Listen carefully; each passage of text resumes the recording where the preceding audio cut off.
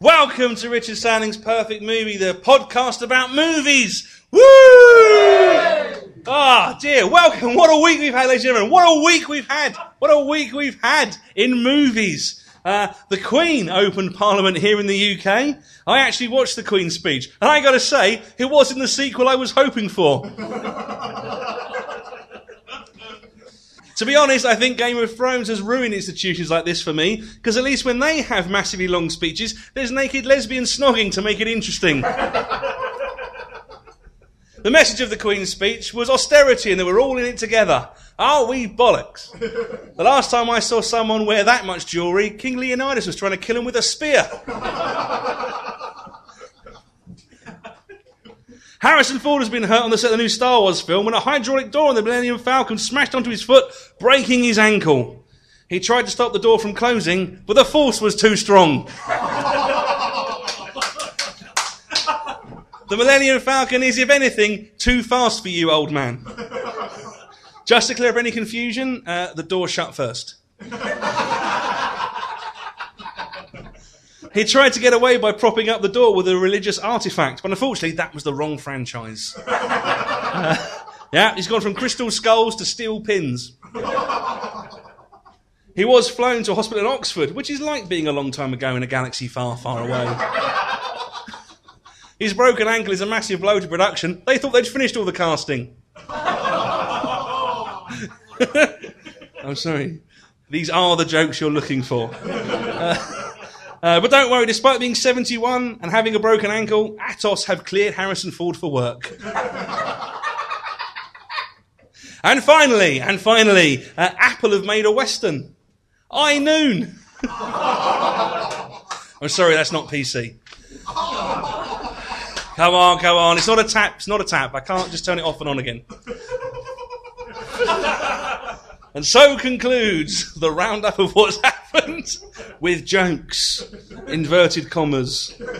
Thank you for coming. It's lovely to be here. I'm aware that is a stock phrase that comedians use. Lovely to be here. Because if you're doing a nice show like this, well, of course it's nice to be here. You sort of seem a little bit insincere, sort of stating the obvious. And if you're doing a terrible gig, then no one wants to be there. So you're essentially taking the piss. But it is nice to be here because I have something of a reputation on the circuit in Britain for being a bit of an alternative comedian, which I'll be honest with you, doesn't mean anything because it's not 1983. What it basically means is I get asked to do loads and loads and loads of gigs that normal comedians never get asked to do, and I accept them. Usually gladly. A couple of months ago, I did a gig at a science fiction convention, and I'll be honest with you, I thought that was going to be the easiest gig of my life. I just thought, my people, I am home. How can this possibly go badly? Well, the thing I forgot to appreciate about science fiction conventions is that people who like science fiction enough to actually go to a science fiction convention have no sense of humour about the thing they're desperately passionate about. And they don't enjoy some sarcastic man from Essex picking up plot holes, pointing out incongruities. They have a sense of zeal the conquistadors would find excessive. They're basically football hooligans, and to them the fact that Firefly only got one season is worse than England losing to Germany on penalties.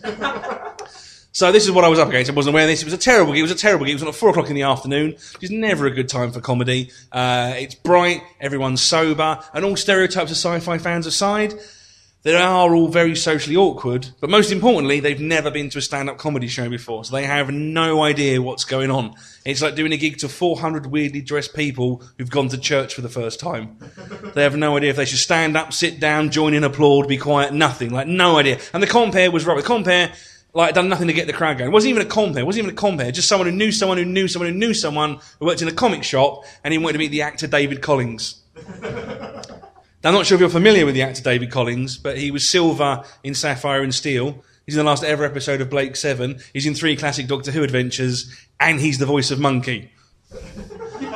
So, fair enough, well worth an autograph, right? But I've basically come on to nothing. It's like Paris, Texas, as I come onto the stage. So I'm trying to get the crowd going, hey, where are you from? What's your favourite TV show? What's your favourite video? Blah, blah. Get the crowd going, get the energy going. There's a woman in the front row, right? Always talk to women at science fiction conventions. Because if they already like science fiction, it's half the battle already won. Right? I'm not suggesting they're all but mounted. but it is the main stumbling block I have to overcome in my day-to-day life. So I saw this woman in the front row. I said, what's your favourite TV show? She said, I like Star Trek. Now, my mind racing, quick as a flash, not thinking. I said, so you're a Trekkie.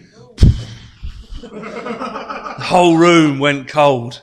She said, no, I'm a Trekker. Now, I'll be honest with you, I'd never heard that word before. And I'm aware that being live on stage at a science fiction convention is not the time to realise you have a fundamental gap in your basic knowledge of the subject. So I'm panicking, I'm trying to think, what could this be? Trekkie must be fans of Kirk. Trek must be fans of Picard. The other less important ones. I thought, I don't know, I'm going to have to ask. I said, I'm going to have to ask. So I said, what's the difference? And she said, Trekker is what people who like Star Trek call themselves. Trekkie is a derogatory term used to cause offence, like Jew. Now, I'm trying to keep the mood light. And I'm wondering if I should point out that putting on pointy ears and hanging around in a hotel in Hertfordshire for a weekend, and people thinking that a bit silly, is not the same thing as the Holocaust. So believe me when I say it is nice to be here,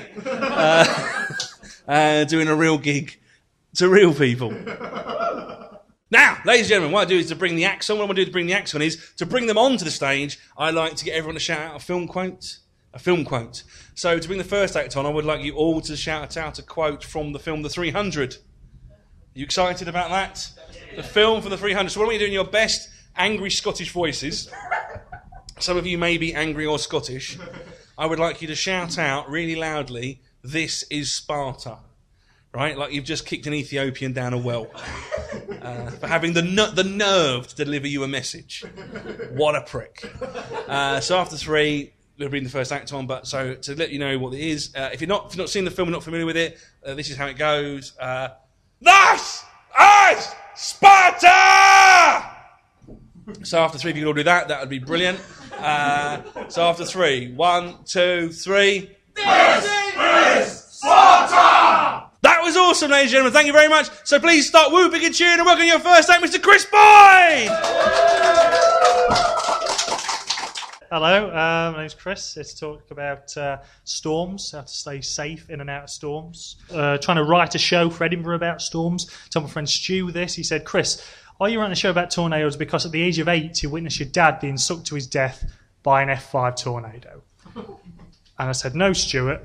What you've done there is confuse my life with the opening to the film Twister.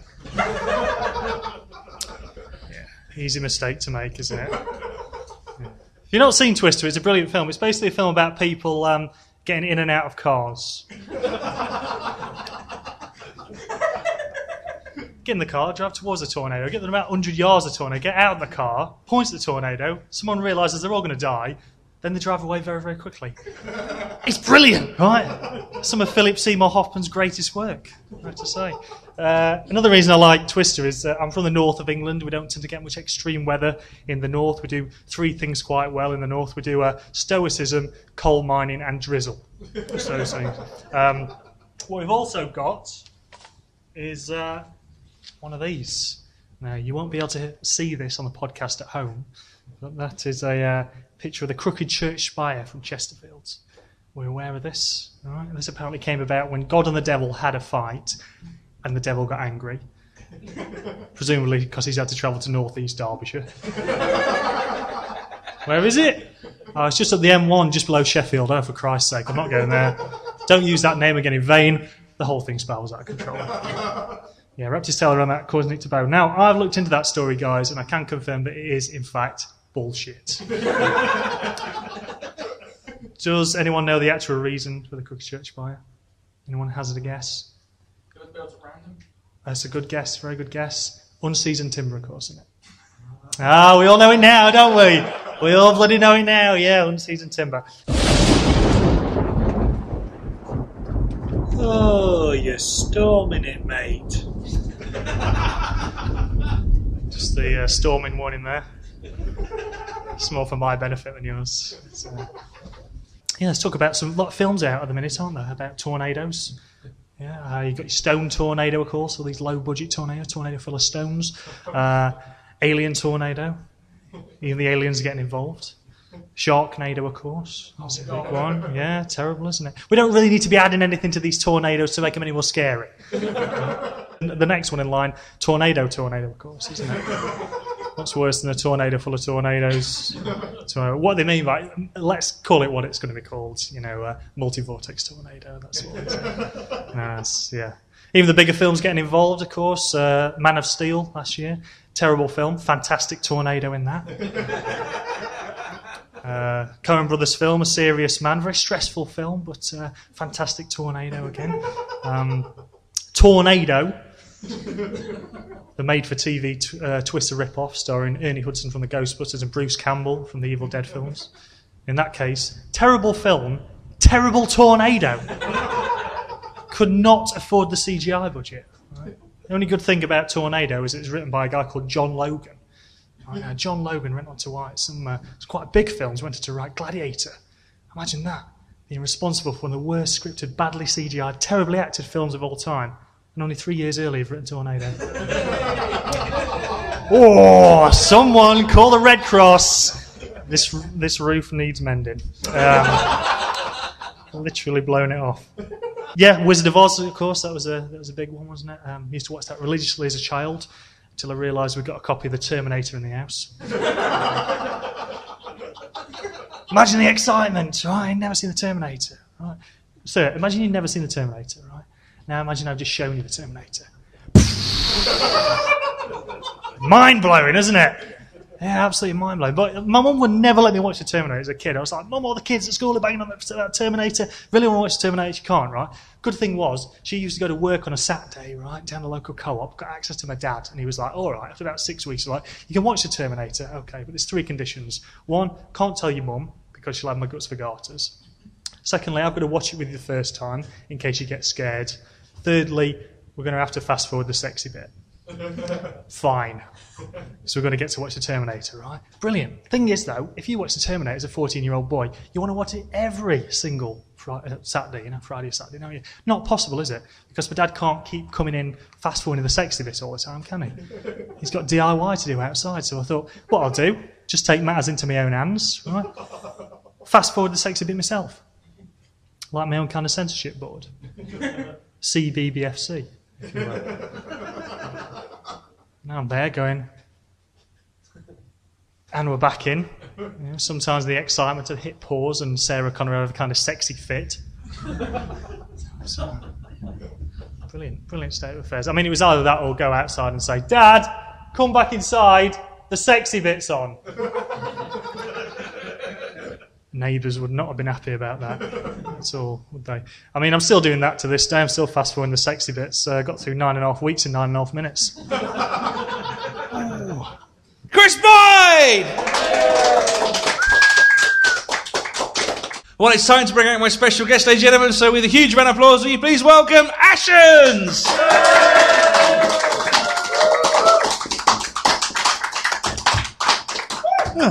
Hello. Hello.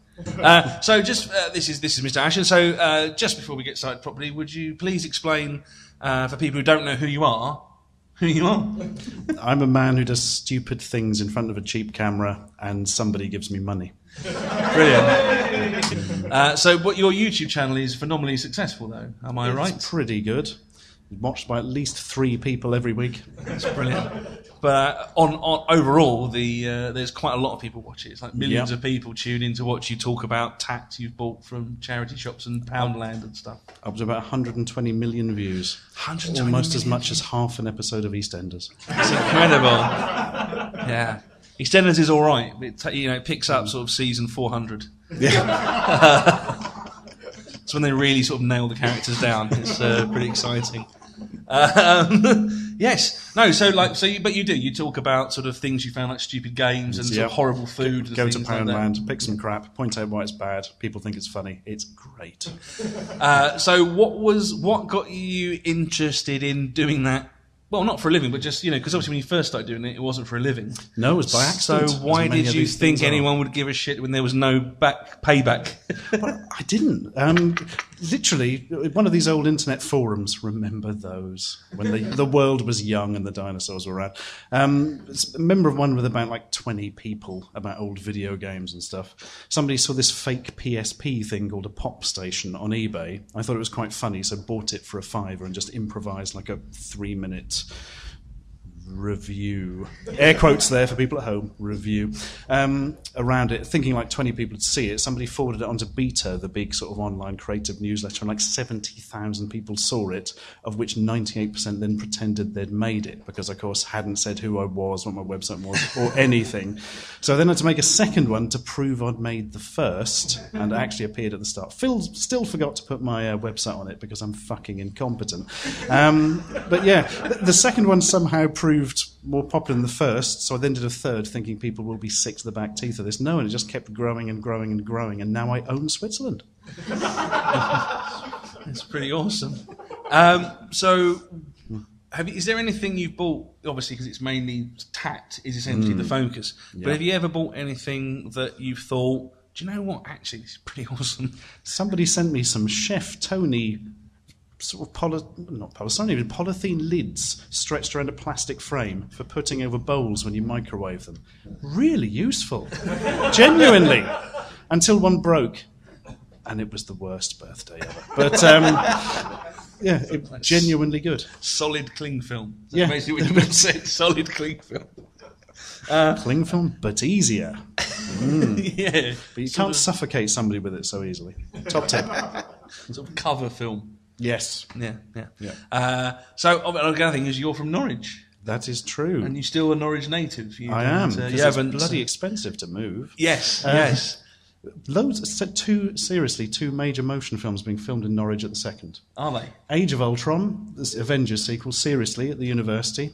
Somebody saw Chris Hemsworth holding up his plastic hammer whilst Robert Downey Jr. and Chris Pine, stand around going like that, and then some lights flashed. Wow. So that's going to be an amazing scene. I imagine they'll do something to it in post.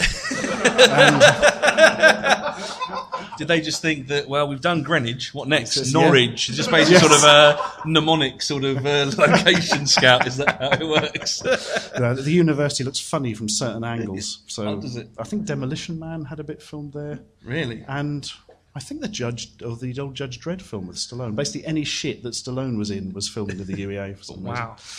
My God. So is the fields of Norwich, is that Russia in Rocky IV? Is that basically what it is? No, you have to go outside Russia for that.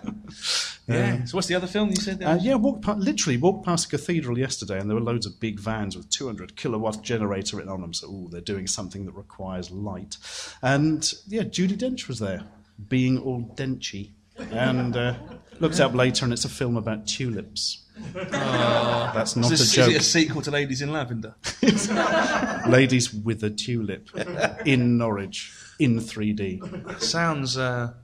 Well, I probably won't watch it. I'm guessing that's going to be made for my mum. Yeah, that's specifically. That's one of those sort of best Marigold Hotel movies, isn't it? Where I spotted on IMDb she's doing a sequel to that next. Is she? The even bester exotic Marigold Hotel. Now, I should also point out that not only are you sort of an online global YouTube sensation, you are also on this podcast because you are in fact a filmmaker. I am. Beyond just short content, you are a legitimate filmmaker. We gone done made a film. You were in it. You should know. I was in it. I was in the film. You're the first face seen. I am.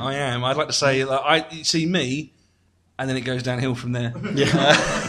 Sadly true. What was the idea behind making a film? Obviously, everyone wants to make a film, but why did you actually just be one of the few people that go, do you know what? I will.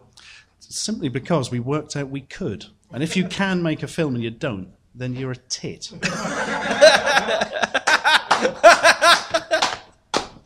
Is there a second lesson to your film school sort of motto? Never chew the set. The art department hate it.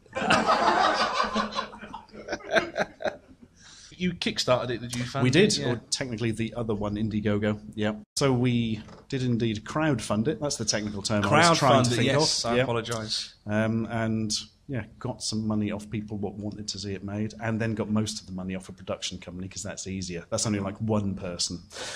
Just have to persuade one sucker. Yeah, exactly. Apply them with gin. Say we should make a film. They're like, yeah. Good. Write that down on this non-legally binding document. We fucking got it. Go. But the idea, you sort of debuted the film on YouTube. The idea was to sort of make I think the idea was lots of YouTube YouTube content makers to sort of pull their fan bases essentially, and talents, but fan bases, and that is entirely true. Yeah, we looked at people who could act and were good in things and had a big audience. We're like, this could be good. Yeah. Have this shiny fruit salad sweet if you will come and act in our movie. And indeed they did. And unfortunately, most of them then didn't tell their audiences, which was a shame. But we've still got I think we're coming up to 600,000 views. That's pretty awesome. And beforehand they said, no, 90-minute YouTube thing, nobody's going to watch that. But we're like, people have. So, Yeah. Technical term there is used in the film business. And it's even, it's got like a DVD, Blu-ray and release. Anchor Bay have now picked it up for a Blu-ray and DVD release, which is amazing, considering you can watch it for free online at any time. Unless you live in the countryside. So another thing we're going to do on the podcast, which may or may not be a regular feature, who can say, this is the first one, is live hashtag games. Because everyone loves the internet. Internet's cool. Apart from people who spend the whole time saying, fake! Every time you tell an amusing anecdote that really happened to you, that they don't like. Oh my God, why did the chicken cross the road? It didn't! You liar! You liar! I've got no life! So what we've got here is a hashtag game. So because of your YouTube sensation and this, that and the other, and I'm not too shabby myself online, I should point out, Mad Men, seeing Rick Ashley, etc., etc. Pretty awesome. Check out my YouTube channel.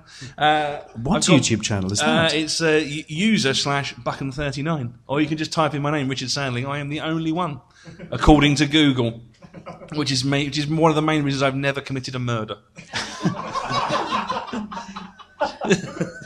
I can't hide, even in plain sight. So, internet movies. Now, obviously, for the people out there who are going to be the sort of people who go, actually, that's not the internet, that's computers, or that's the intranet. We're talking about just the World Wide Web and computers. So these are internet movies. So I'll start with a couple to see how we go. Far away. I've got Fantastic Mr. Firefox, Chrome Alone, Twitter Moon. It's a Roman Polanski joke. Who doesn't? Well, let's not get into that. Fantastic Forum. Fantastic Forum, Lies of the Sleazy Lurker. Streaming the Cube. Ashens, do you have any you'd like to... Unfortunately, I do. I've got 10 things I hate about YouTube. Podcast Away. For Whom the Bell Trolls. Yes. The Lord of the Bings. I just like the word bing. And I'm going to admit I did steal this one, but I liked it. Some Like It Hot or Not. Nobody knew that site and it was ruined. Do you have any, Mr. Boyd? Would you like to come back to the microphone and do a couple? I would love to, yeah. What's the beer? Yeah, okay. Mr. Boyd? Yes, I've got Das Boot Disc. Twin Peaks Firewall with Me. That's the best one. I'll have with you.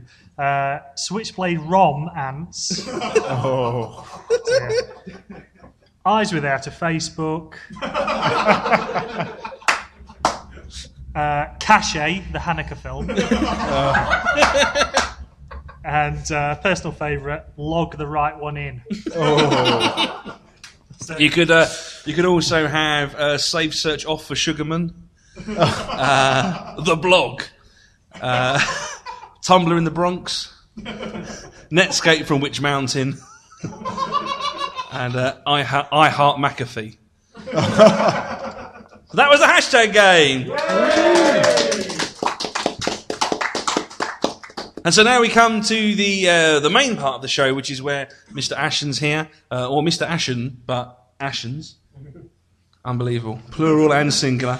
I'm too old, I don't care anymore. Is it Ashen or Ashens? Ashen. Ashen, but you call yourself Ashen, do you? Yeah, because you can't put Ashen as anything on the internet because it's an actual proper noun. So, not noun. It's a word. Another word. A word. That'll do. Adjective. Yeah, so it's always taken. So hence I put the S on the end, because it could mean Ashen S, my initial at the end, or also belonging to Ashen. Very clever, very clever. But he isn't funny, but never mind. So what this section of the show is that we will now discuss your favourite scenes from movies, your favourite beginning, middle and end to films. And then we will act them out for you live on stage, which will be very exciting. So he gets to be in his favourite movie, perfect movie, scenes combined. So would you like to tell these people what your favourite opening scene is? Most certainly. Yeah, when you pick these things, you do have in the back of your head, should I go for something clever so I look like I'm into German expressionist cinema? Fuck it, let's do James Bond. So the first one is the remake of Reboot? of Casino Royale. Casino Royale, the Daniel Craig's first outing as James Bond. Yep. And I don't mean the bit with the cool chase, I mean actually the pre-credit sequence. Yes. Where it's very film noir feeling, and it sets up Bond as being a little bit different this time round, and a man gets his head knocked through a sink. I mean, what's not to like? What I like about Casino Royale is, I know it's in the book, but even so, I just love the idea of a big action movie where the plot is, there's this bloke, right? He funds terrorism, but he likes to gamble. So what we'll do is, if you can go and beat him at cards, we can win all his money, then he can't fund terrorism anymore. And not only that, but the people his money's lost probably kill him.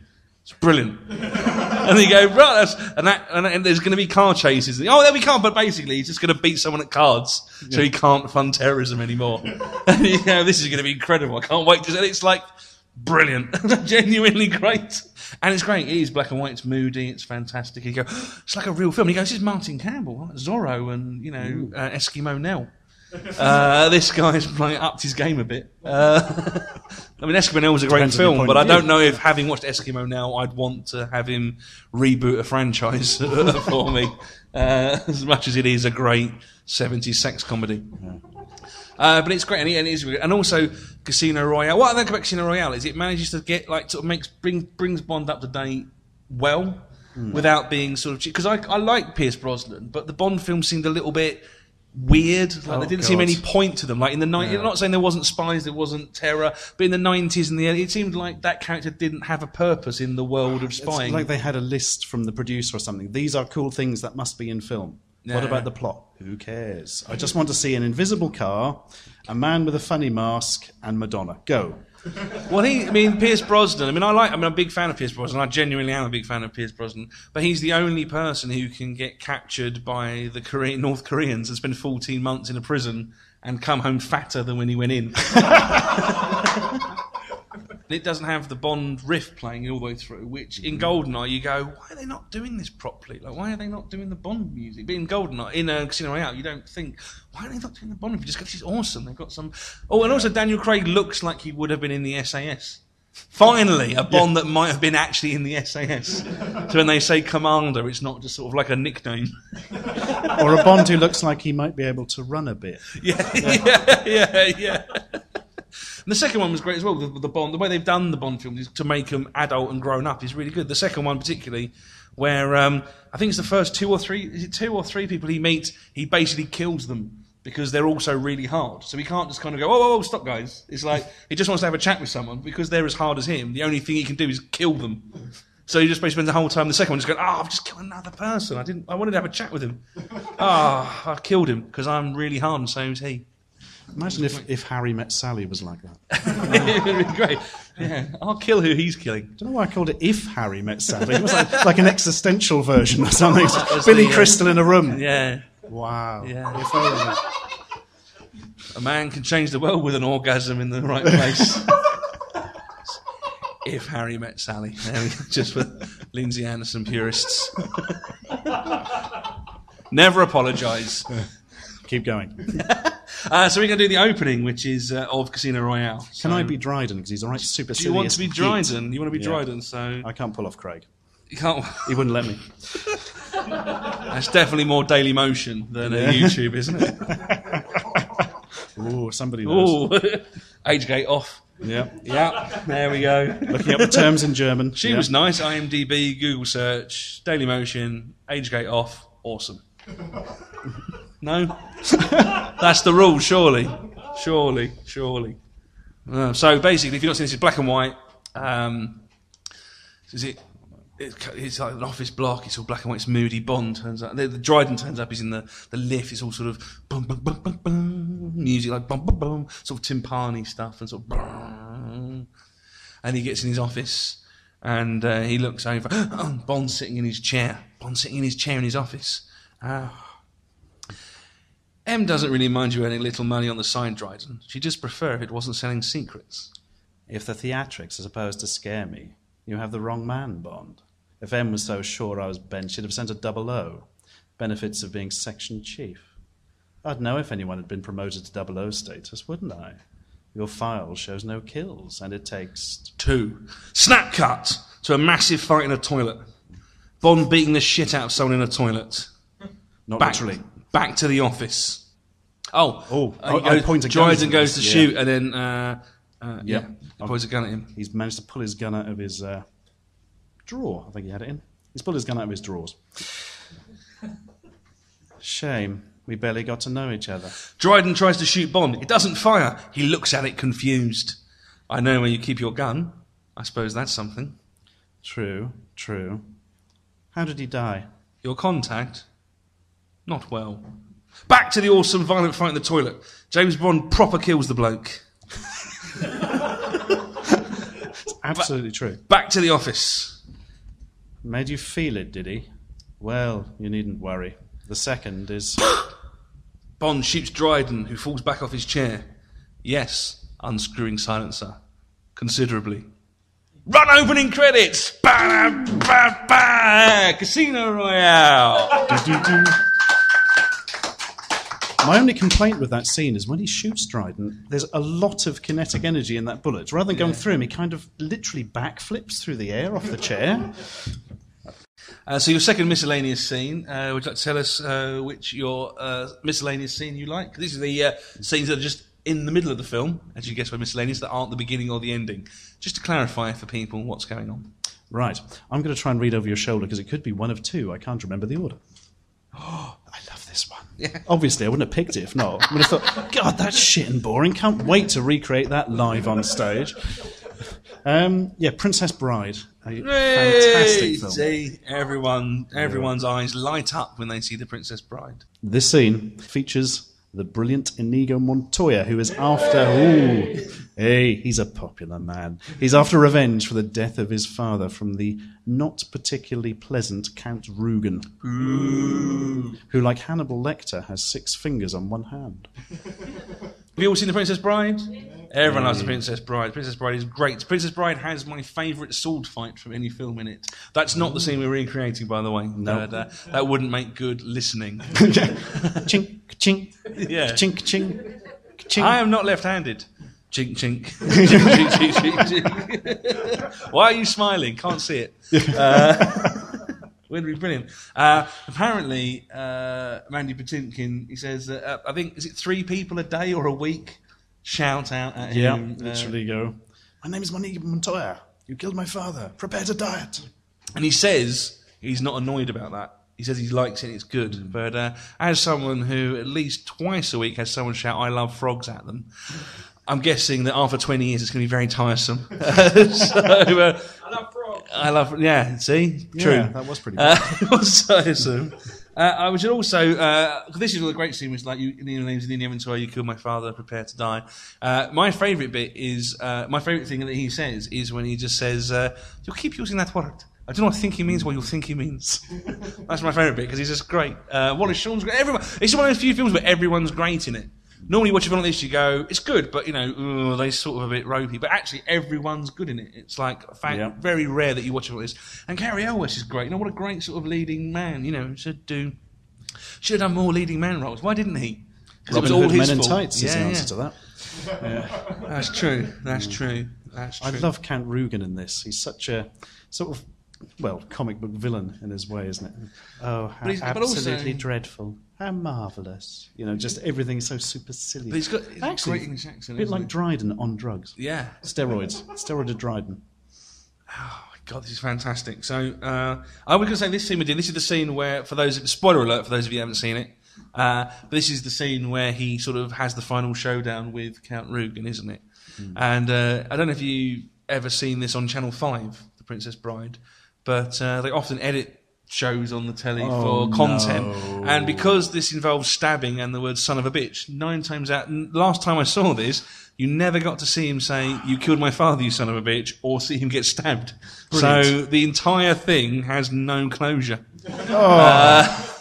Because you can't have any violence or swearing. Because they go, what should we do? Should we put it on at 7 o'clock and not censor it? No, let's put it on at 3 o'clock and cut everything out of it. So the film makes no sense, even though it's 2014. When I was at university, we had a video of the Goonies that was 55 minutes long.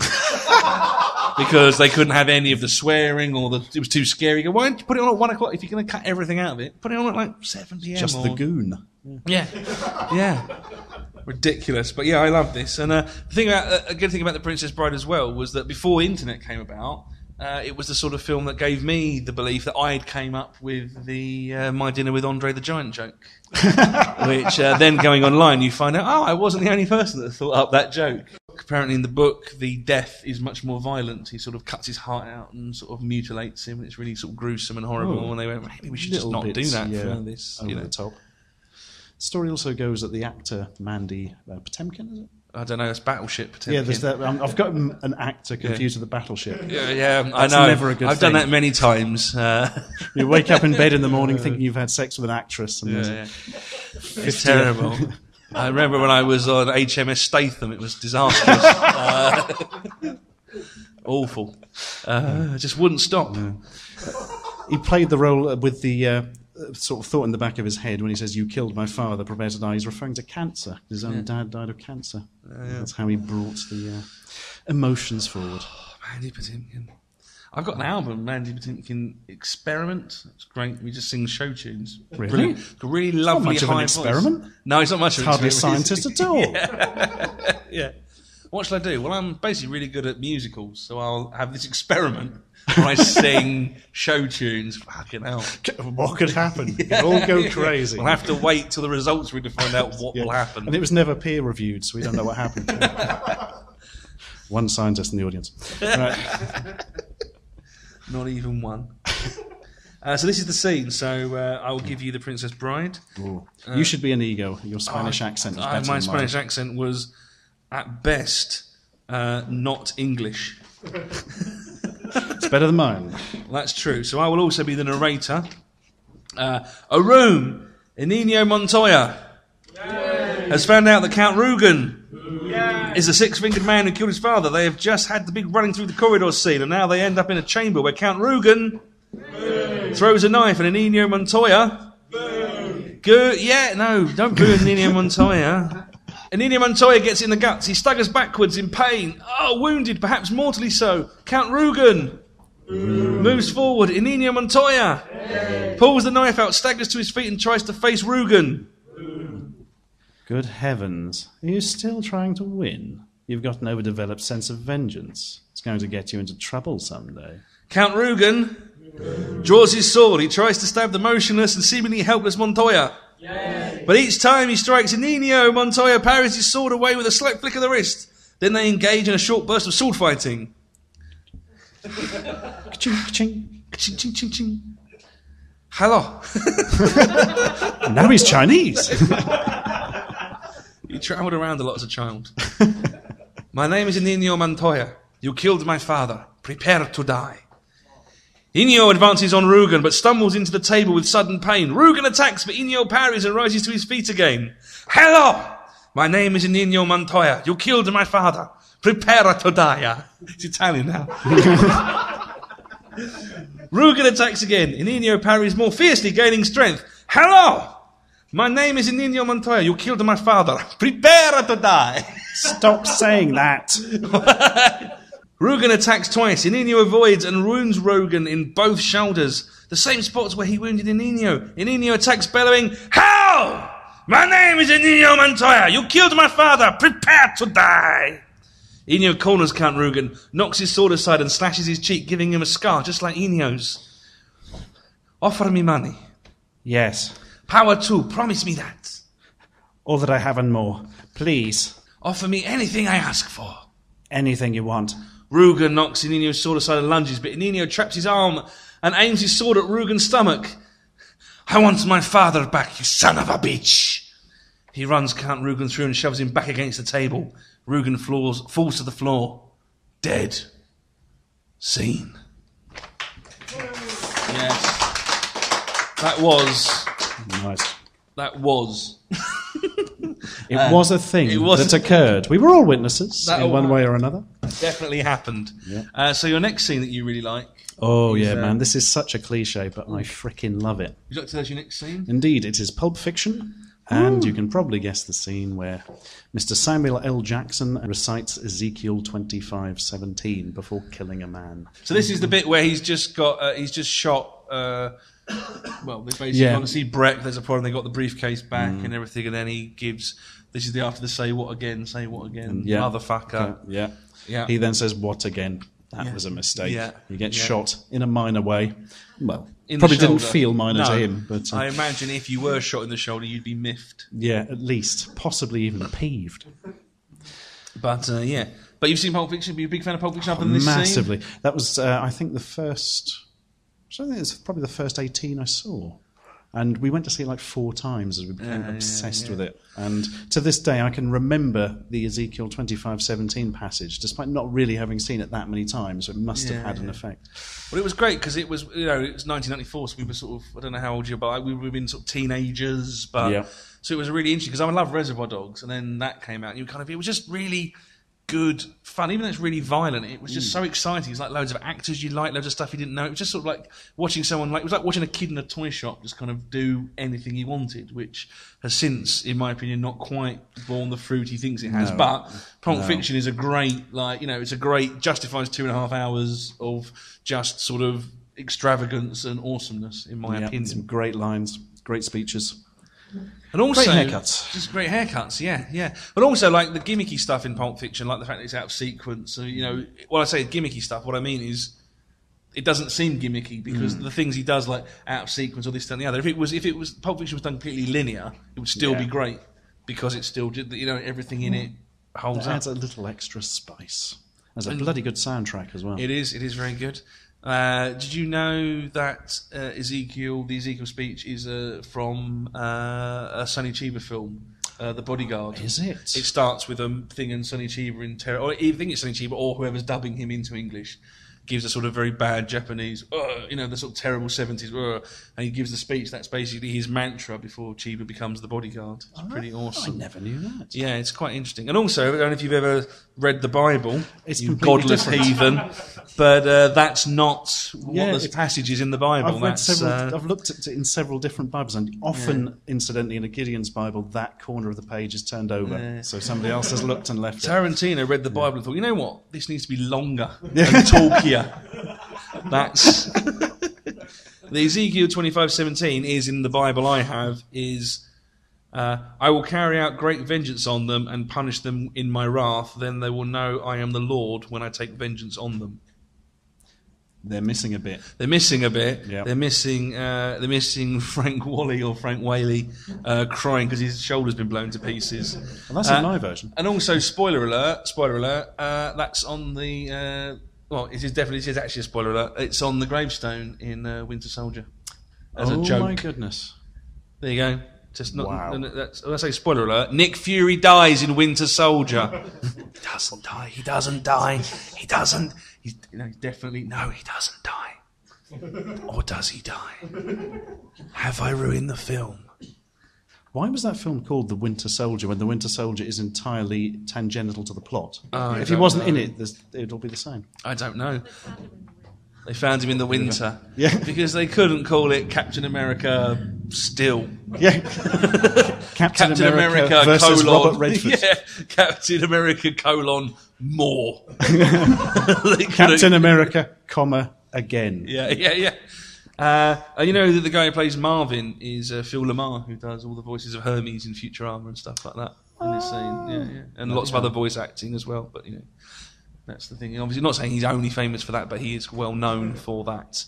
So this is the scene where this happens. So what we need is people to help us out. So, Chris, would you like to come? Who do you want to be? I'll take you want to be Samuel L. Jackson? Oh, yeah, I'll go for Jules. Unbelievable. I'll try and do it from memory, fuck it up and look like an idiot. Well, there is the script there if you want to not fuck it up. Yeah, I need the line beforehand. I can't remember 3 words, but I can remember a giant passage. I'll be Marvin. Why not? I don't just be Marvin. I'll just say that, and you can be Vincent, because, you need to sort of... you could be John Travolta. Oh, yes. Yeah. This is your comeback for the gig. And then I will also be fourth man, which is, at What the a end role. of the scene. What a role. One of the Arquettes, in case anyone's interested in lineage. How many Arquettes are there? Too many.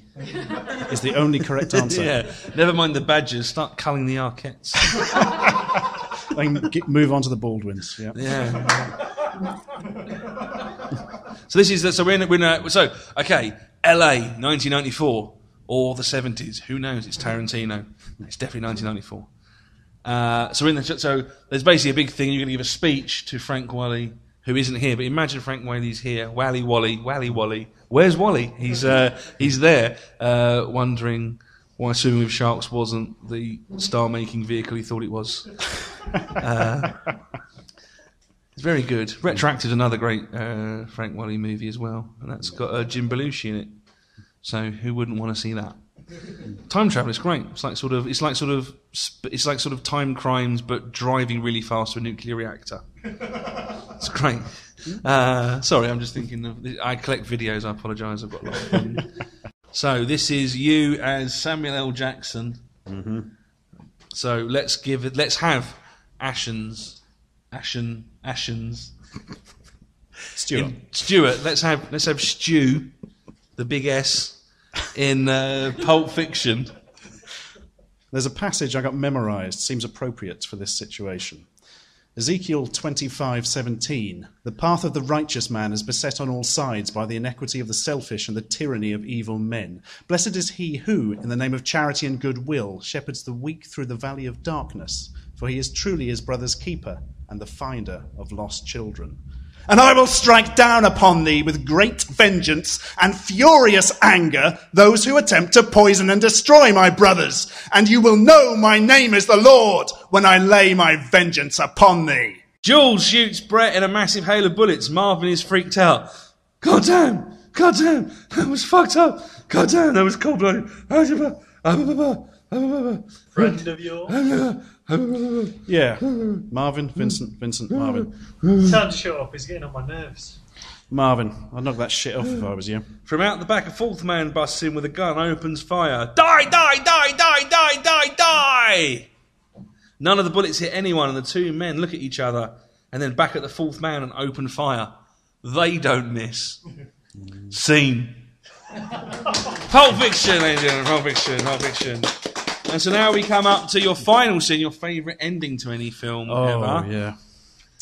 We've got to tell people here what it is. I would. So many disappointing endings to films, but this one did not disappoint. RoboCop. The original. The original. RoboCop. RoboCop. So much joy in so little time. The bad guy gets what's coming to him. It's all shown up in the light. And then he falls out of a building and his arms are too long. Yeah, it's brilliant. Yeah, it's brilliant. Which is weird. I've seen a behind-the-scenes thing of the model they used, and the arms are fine. So it must just be the angle or seasonal fluctuation or something. I don't know. I have an edited TV version of this, which was shown at 5 in the afternoon on Sunday. This is the bit you were saying, wasn't it? With the sort of the Diet Coke movies we used to get in the 80s when they would just, again, put things on in the evening that were too violent because they couldn't have swearing. So no, but they have the same thing where they would have that and it would just be, fun me, where the guy says, fun me. He just says that over and over again. You kind of go, I don't understand why he's saying this. The Beverly Hills Cop TV cut. You must have seen that bugger. Yeah. Basically, they cut out the opening scenes where Axel... I want to call him Axl Rose then. Axel Foley. That's more like it. Axl Rose is not in Beverly Hills Cop, just to make that a point. Axel Foley's friend is killed, which is why he goes to Beverly Hills. They ut all that out. So it's about a cop who goes to Beverly Hills for no reason and pisses about. Beverly Hills Vacation. No Well, the thing was, if you didn't have everything edited for television, you'd have to have 40 minutes of the news in between before they'd come back to it. So you start it at 9, because the news at 10 can't ever not be the news at 10. The news has to be on at 10, even though we've seen the news all day and nothing else has happened. This is an actual tragedy. We'll watch Die Hard for an hour from 9 till 10, then it'll be back at 10:40, and you go, I'll just watch it on video, I've got it on video, I'll just leave. And they go, why is no one watching the last bit of Die Hard? Because you put 40 minutes of the fucking news in between Die Hard. I don't care, I want to know what's happening, I want to know what's happening to, like, Bruce Willis. I thought that was part of the plot. Yeah. You wondered who is this character? I wonder why Michael Burke had turned up and was just having a chat. Is he reading the script? God, this is so unprofessional. But did you see the remake of RoboCop? Yes, thank you. And what did you think of the remake of RoboCop? It could have been worse. They tried to do something different with it. They sort of succeeded till the end, where it sort of fell apart. And I honestly was saying this earlier. I honestly quite liked the remake, but only in as much as it wasn't RoboCop. Like, if they'd have basically gone, I've got this film, it's about some bloke who runs a software company and the robots are unpopular, but they're kind of cool, but we need sort of a PR way to do it, so we've decided to put a man inside it and it's like an experiment as to whether that will work or not. You would have watched it and you'd have gone, have you seen this new film? It's pretty awesome. It's just a bit like RoboCop, a new RoboCop. It's pretty awesome. But then you go, it's RoboCop. You go, fuck you. Yeah. Fuck you. Table is flipped. Not interested at all, you unbelievable bastards. Leave it alone. The worst bits were when he says lines from the original film for no reason, almost out of context, and the theme plays for no reason. But like in a sort of like bad sort of third movie along where they've got someone who isn't the composer to do. Yeah. We've got rights to the riff. Everything else is on you. Well, I'll just sort of not do any instrumental music and just use that. That's all right. I've got this Bon Tempi. Hang on. Do. And it's like, but everyone like Samuel Jackson was great. Samuel Jackson was great, and Gary Oldman was great. Like basically everyone in it was sort of great. It was just kind of wasn't RoboCop. So that was the thing. It was the whole time watching it, you kind of go, if this wasn't RoboCop, I would probably like this film. Also, a bit too much talking and not enough cool robots doing things. Yes. And Michael Keaton's character at the end, he's like, they've got this interesting line between, he's trying to make money, but he's a bit digi, blah, blah. And then at the end, he's just like threatening to shoot a child to show how evil he is. And that kind of falls through when you're trying to make a serious point. Yeah. It's quite good, but not good enough. Not compared to the original, which is one of... I didn't like the original when I first saw it when I was really, really young, because I was really, really young. Like a lot of 80s movies, I was too young to watch it when I watched it and should have known better or should have had better parents. I was probably exactly the right age, I think. So I watched RoboCop and I was like, I don't understand. There's this stupid futuristic stuff, and then there's other stupid futuristic stuff. It was all very sort of Double Dragon. All the street punks looked like they were sort of like Double Dragon computer games. And then so there was this like satire of the future, but I couldn't tell the difference because that wasn't what punks are really like. And then you watch it later and you go, oh, I get it. Like now suddenly hit that point where you go, oh, now I get it. This is the best film I've ever seen. It took me to be at least, I'd say, 14 to get it. Yeah, I can't remember how old I was, and I don't want to think about it. But, I remember seeing it. I thought it was the fucking best thing ever. And it's one of those films I thought, I'm going to watch this again when I'm older, and it's going to disappoint. And it fucking did not. It was even better, because you sort of get the satirical edge of it. And also, you understand just how sad it is, because it's really sad. Like, considering it's about a man in a metal suit who sort of kills everybody, or, it's not, but, it's a sort of dumb movie. It's really good for a dumb movie, which is... There's real body horror in it as well. Yeah. Think about it. His skin stretched back onto the metal, pulling gigantic screws out of his brain. When you're a young man whose only real other introduction to the police force is the Police Academy movies 1 to 3, this is quite a sort of step up to sort of what's going on in the world. You just imagine America as a horrible place where, if they're not laughing, they're really dying. The police, it's horrible. I heard that because it went over budget, and this is my favourite. I don't know if this is true or not, but I think it might be true. Is that because they were going over budget and didn't know if they'd get everything done, they didn't film the bit where he gets killed and turned into RoboCop, because knowing they would have to be given the money to film that scene, they didn't film it. So they filmed everything else they needed. They went back and went, well, the problem is we've run out of money. Oh, you can't have any more money, but we haven't got the bit where he gets shot by all the criminals. Here's some more money. It's fine, we'll do without it. Yeah. We'll have an animated sequence. It'll be fun. Yeah. So I suppose we should do the last scene to RoboCop. So do you want to come back, Mr. Chris Boyd? Yes. Welcome back to Chris Boyd for the scene. So who do you suppose you want to be RoboCop, obviously? Yeah, go on then. I would imagine that'd be ridiculous if you weren't RoboCop. That's a sentence I don't hear very often. Yeah. If ever a man should be RoboCop, it's Ashens. He is both a robot and a cop. I mean, you know. Yeah. The original title was Officer Metal. So who do you want to be? I'll give you a choice. Do you want to be Dick or do you want to be the old man? I'd love to be Dick because of that Bob Morton line, which is fun. Oh, Yeah. Okay. So I'll also be the narrator and the old man, and I'll do it essentially in my old man voice, which is basically Nixon and Doc Brown from Back to the Future. Can I just ask? Neither This of them. is like from the original script. No, I printed it out and then made it look like it was from the original script. You've done a good job. I've formatted it properly because, as everyone knows, when you come to script writing, it's not what you've written; it's how you format it. That's all anyone gives a shit about. No, I ask because the old man who runs the company is literally referred to as the old man. Oh yes. So he is that's unnamed true. in the film. He is unnamed in the film. Oh, I didn't realise that. He is taking time off from building all the toys in Halloween 3. To apparently it took off and he got some money and made a multinational. And Silver Shine imagine Rock. that. Imagine if that was anything anyone understood.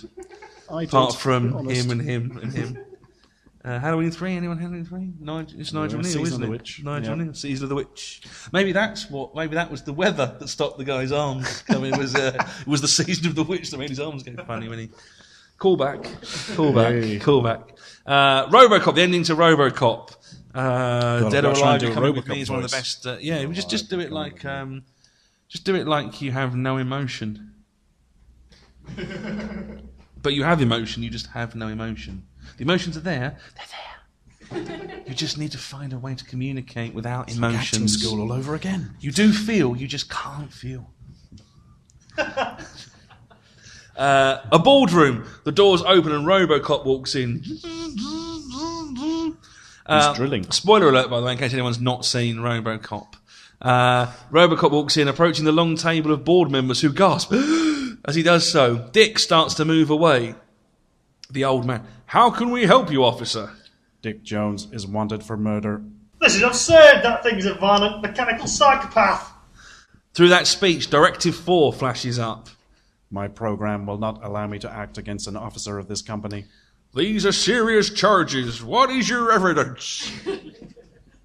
RoboCop turns to the wall of the TV screen, sticks that awesome big metal finger spike thing in it, and replays Dick's confession recording. Dick, on screen.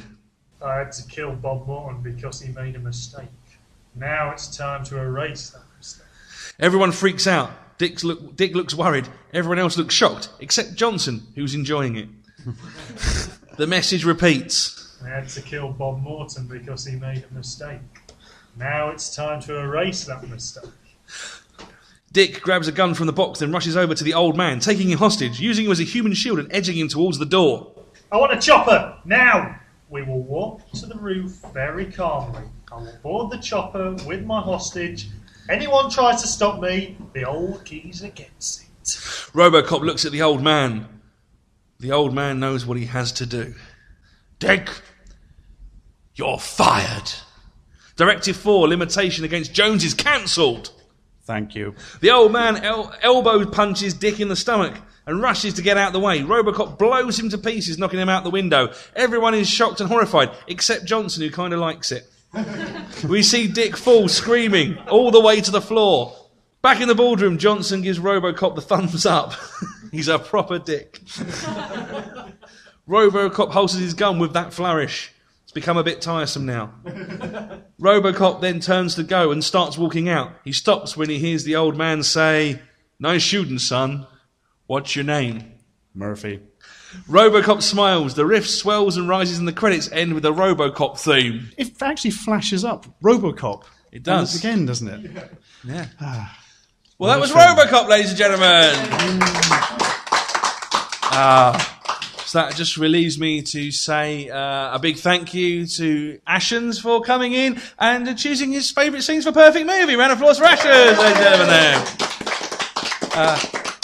Thank you very much for listening. If you've enjoyed, then please like my page on Facebook to get updates about live shows, podcast recordings and more. That's Richard Sandling's Perfect Movie. You can follow me on Twitter at @_Betty. You can check out my YouTube videos at user ID Buckham39. And you can check out my website, www.thatawesomemovieguide.com.